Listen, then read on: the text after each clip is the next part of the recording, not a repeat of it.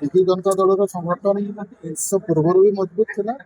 ତାକୁ ଆହୁରି ମଜବୁତ କରିବା ପାଇଁ ଏବଂ କ୍ରିୟାଶୀଳ କରିବା ପାଇଁ ବିଭିନ୍ନ ନିର୍ବାଚନ ମଣ୍ଡଳୀକୁ ଯେଉଁମାନେ 2024 ବିଜୁ ଜନତା ଦଳର ପ୍ରାର୍ଥୀ ହେଇଥିଲେ ସେମାନେ ସବୁ ଆଜି ଉପସ୍ଥିତ ଥିଲେ ଏବଂ ମାନ୍ୟ ବିରୋଧୀ ଦଳ ନେତା ପୂର୍ବତନ ମୁଖ୍ୟମନ୍ତ୍ରୀ 2 ଘଣ୍ଟା ଧରି ସମସ୍ତଙ୍କୁ ବ୍ୟକ୍ତିଗତ ଭାବରେ କହିବାର ସୁଯୋଗ ଦେଲେ ଏବଂ ନିର୍ବାଚନ ମଣ୍ଡଳୀ ୱାରି ରିଭ୍ୟୁ କରାଗଲା ଏବଂ ପଞ୍ଚାୟତ ନିର୍ବାଚନ ପାଇଁ ଏବଂ ମ୍ୟୁନିସିପାଲ ନିର୍ବାଚନ ପାଇଁ ସ୍ୱତନ୍ତ୍ର ଭାବରେ ରଣନୀତି ପ୍ରସ୍ତୁତ। ଆପଣ କଣ କହିଲେ ଆପଣଙ୍କ କଥା ବିଭାଗ କିଛି ଥିଲା ଯେ ଦଳର ନେତା ମାନେ ଛାଡୁଛନ୍ତି ସେ ବିଷୟରେ କିଛି ଆଲୋଚନା ହେଲା ଯେ ନେତା ମାନେ କିଏ କହିଲେ ନାଇଁ ସେ ବିଷୟରେ ନା କେବଳ ସଂଗଠନ ବିଷୟରେ ସଂଗଠନ ଦୁର୍ବଳ ହଉଛି ପ୍ରଭାବ ପଡୁଛି। ଦେଖନ୍ତୁ ବିଜୁ ଜନତା ଦଳ ସଂଗଠନ ପୂର୍ବରୁ ବି ମଜବୁତ ଥିଲା, ଏବେ ବି ମଜବୁତ ଅଛି। ଆଗାମୀ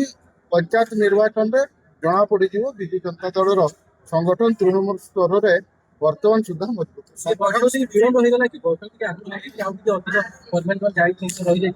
ନାଇଁ ନାଇଁ ପ୍ରାୟ ସବୁ ନିର୍ବାଚନ ମଣ୍ଡଳୀ ୱାରି ଯେଉଁମାନେ ନିର୍ବାଚନ ମଣ୍ଡଳୀର ନେତୃତ୍ୱ ଅଛନ୍ତି ତାଙ୍କ ସହିତ ସିଧାସଳଖ 1 to 1 ନବୀନ ପଟ୍ଟନାୟକ ଆଲୋଚନା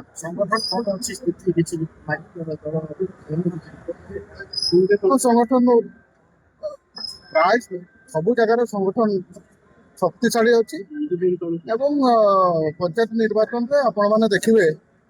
ଯେ ବିଜୁ ଜନତା ଦଳ ସଂଗଠନ କେତେ ମଜବୁତ ଅଛି ଏବଂ ପଞ୍ଚାୟତ ନିର୍ବାଚନରେ ଜଣାପଡ଼ିଯିବ ଆଗକୁ କ'ଣ ହେବା ପାଇଁ।